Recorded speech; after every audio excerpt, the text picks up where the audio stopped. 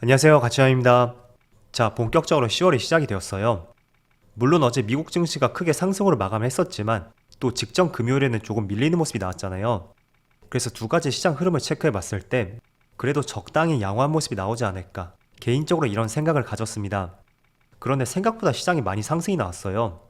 지금 코스피가 무려 2.5% 급등이 나왔고 오늘 하루 종일 내내 밀리는 모습 없이 계속 우상향 흐름이 나왔었죠. 그리고 코스닥도 마찬가지예요. 무려 3.6% 급등이 나오면서 굉장히 의미 있는 첫 스타트를 끊었던 것 같습니다. 그리고 코스피의 상위 종목들을 보면 오늘은 반도체 관련주의 흐름이 상당히 좋았었고 또 어제 테슬라가 급락을 하다 보니까 오전장에는 그 여파가 국내 2차전지 기업 쪽으로 전가가 되는 모습이 있었거든요. 그렇지만 오후장으로 갈수록 힘을 내면서 삼성, S다이와 에너지솔루션 모두 강한 상승이 나왔고 반대로 인터넷 관련주인 네이버하고 카카오는 주주분들이라면 정말 괴로우실 것 같아요. 특히 네이버는 M&A 이슈가 있었죠. 그런데 시장에서는 그 이슈에 대해서 굉장히 달갑지 않게 보는 것 같고 이렇게 강세장에서 나홀로 급락이 나왔습니다. 그리고 코스닥도 알테오젠을 제외하고 모든 종목이 큰 상승이 나왔어요. 이어서 코스피의 수급을 볼게요. 자, 9월달에는 외국인의 매도가 끊이지 않았었던 정말 파란불만 켜졌던 한 달이었어요. 그런데 9월 29일하고 9월 마지막 날 이틀 동안의 외국인의 수급이 들어오면서 조금은 변화되는 조짐을 보여주었고 이게 10월 초에도 외국인의 2천억 규모의 순매수와 함께 3거래일 연속으로 순매수가 이어지고 있습니다. 그리고 기관은 소폭의 순매도가 있었네요. 그리고 코스닥. 자, 코스닥은 오늘 외국인의 순매수가 있었고 기관이 코스닥 쪽에서 많은 순매수를 보여주었습니다. 그리고 오랜만에 강한 상승을 보여주었던 삼성전자 역시 외국인의 많은 순매수가 들어왔고 기관은 소폭의 순매도가 있었습니다. 그래도 금융투자 중심으로 순매도가 나왔기 때문에 조금은 다행인 것 같아요. 어쨌든 단기 투자 성향이 짙은 만큼 이런 물량들은 소화할 필요가 있을 거예요. 자, 그리고 하이닉스도 급등이 나왔었죠. 역시 기관과 외국인의 많은 순매수가 들어왔고 그리고는 슬로우 스타트를 보여주었던 LG 에너지솔루션 오랜만에 다시 외국인의 많은 순매수가 들어왔네요. 그리고 연기금은 오늘도 매수가 들어왔어요. 자, 반대로 네이버 같은 경우에는 외국인의 정말 많은 순매도가 나왔습니다.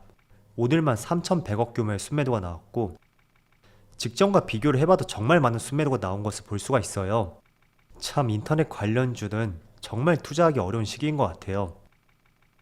자, 이어서 주체별 매매 동향에 대해서 살펴보도록 하겠습니다.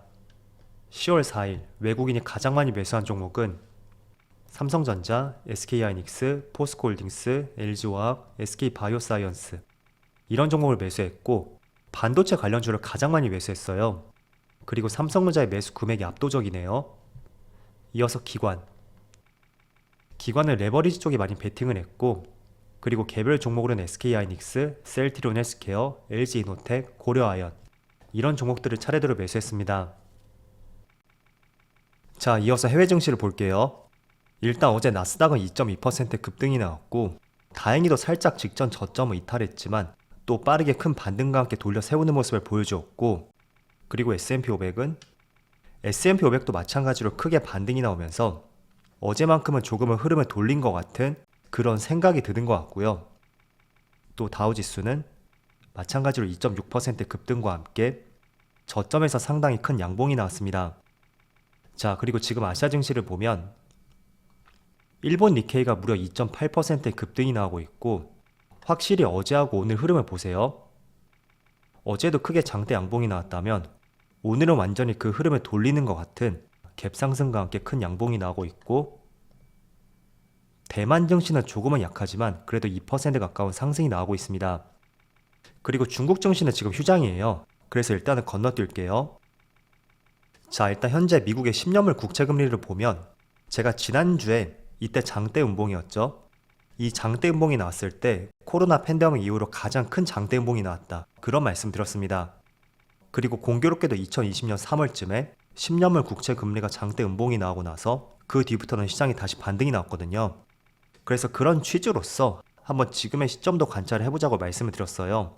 그런데 이틀 정도 이렇게 다시 상승하는 흐름이 나왔었죠. 그런데 어제 다시 10년물 국채 금리가 5%에 가까운 급락이 나왔고 이런 부분이 지금 시장의 상승을 견인하고 있는 주된 이유가 되는 것 같습니다. 자, 그래서 지금 경기 침체가 올 것이다. 또 본격적으로 기업의 이익이 급감할 것이다. 그런 부정적인 전망들이 상당히 많잖아요. 자, 그렇다면 그럴 때일수록 가장 안전 자산이 될 수 있는 미국의 국채 쪽으로 더 관심이 몰릴 수밖에 없는데, 2번 연속으로 장대 음봉이 나왔다는 것은 한 번쯤은 우리가 변화에 대해서도 가능성을 완전히 차단할 필요는 없는 것 같아요.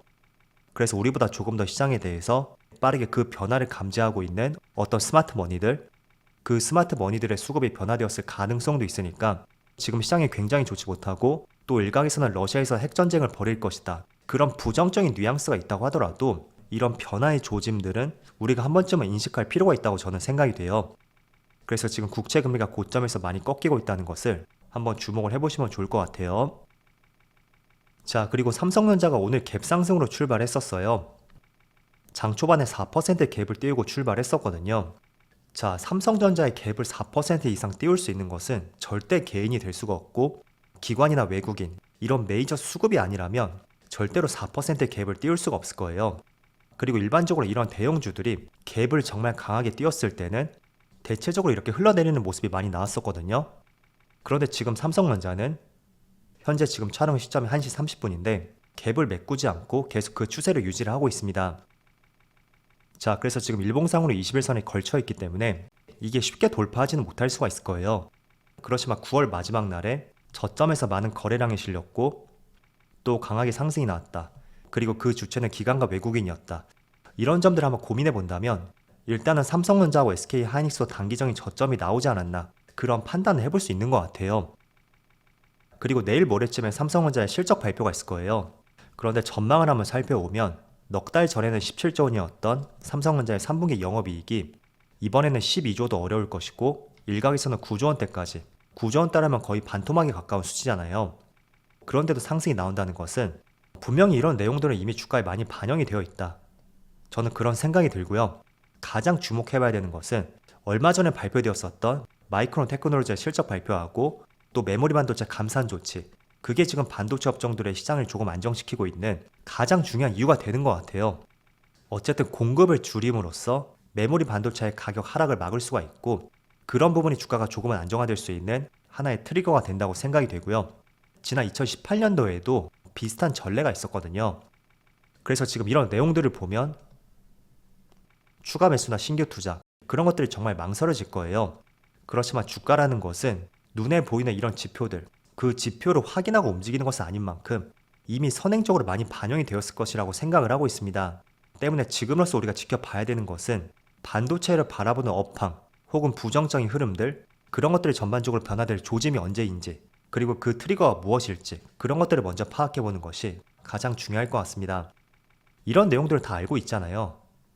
그래서 마이크론 테크놀로지에서 감산 조치를 하고 그게 공급을 다운시킴으로써 D램 반도체의 가격이 안정화될 것이다, 이런 점들이 하나의 트리거가 될 수 있다는 거죠.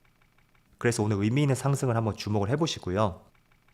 반대로 현대자동차는 인플레 법안의 우려가 지금 현실화가 되었다는 이런 기사가 나왔더라고요. 자, 하단을 살펴볼게요. 9월 달에 전기차 판매량이 8월 달에 비해서 약 14%가 줄어들었고, 또 7월과 비교했을 때는 무려 30% 이상 줄었다는 기사가 나왔습니다.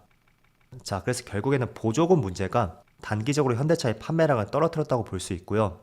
그렇지만 오히려 주가는 상승이 나오고 있어요.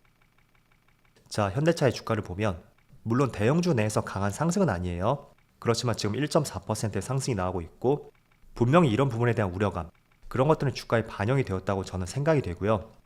일단은 다음 달 초에 중간 선거가 있잖아요.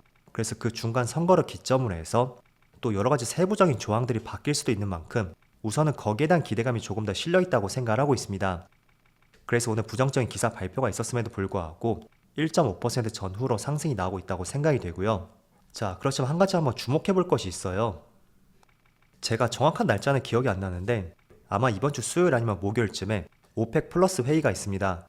그런데 오펙 플러스 회의에서 이번에 대규모 증산을 검토를 하고 있고, 이 증산의 폭이 지금은 하루에 10만 배럴씩 증산을 하고 있거든요. 그런데 이것보다 10배인 100만 배럴? 이 정도 감산을 목표를 하고 있다고 해요. 제가 조금 전에 증산이라고 잘못 표현을 했던 것 같은데 감산이라고 정정을 할게요. 자, 그래서 지금 국제유가가 어제만 5% 가까운 급등을 했었고, 과연 이런 부분에 다시 한번 국제유가의 상승을 견인할 수가 있는지, 그런 부분 한번 고민을 해봐야 될 것 같고요. 그런데 일반적으로 이런 경우라면 시장이 부정적인 영향으로 다가올 수가 있겠죠?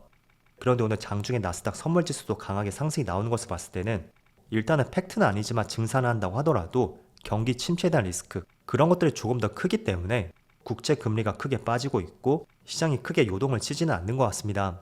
자, 그래서 내일부터 내일 모레까지 한번 오펙 플러스 회의에서 어떤 결정을 하는지 그런 부분을 같이 한번 체크해 보시고요. 자, 그리고 지수의 흐름을 한번 체크해 볼게요. 지난 2250포인트 아마 직전 저점을 깨지면서 많은 분들의 투매가 이쯤에 나왔을 것이라고 저는 생각이 돼요. 그래서 어제도 말씀드린 것처럼 이 시점에 시종 잔고도 크게 줄었었죠. 자, 그런데 9월 마지막 날에 정말 저점에서 의미 있는 거래 대금이 실렸고 그 시점으로 하여금 오늘까지 이렇게 흐름이 조금은 돌아서는 모습이 나오고 있습니다. 자, 그래서 오늘이 10월 첫날이잖아요. 일단은 10월 첫날의 흐름이 양호했다고 저는 생각이 되고 그리고 지난주에 한번 말씀을 드린 대로 이번 달에 소비자 물가지수는 크게 꺾이진 않을 것이라고 생각이 돼요. 그렇지만 본격적으로 소비자 물가지수가 크게 급등이 나왔던 것이 작년 10월부터였어요.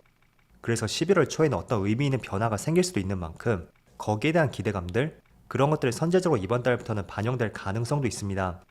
그래서 그런 부분도 한번 고려를 해보시고요. 어쨌든 뭐가 됐던 간에 이번 달 첫날부터 강한 상승이 나왔다는 것은 조금은 10월을 기대해볼 수 있는 재료가 될 것 같고요. 이게 이번 주에도 계속 이어지는지 같이 한번 체크를 해보시면서 시장을 관찰해 보신다면 좋을 것 같습니다.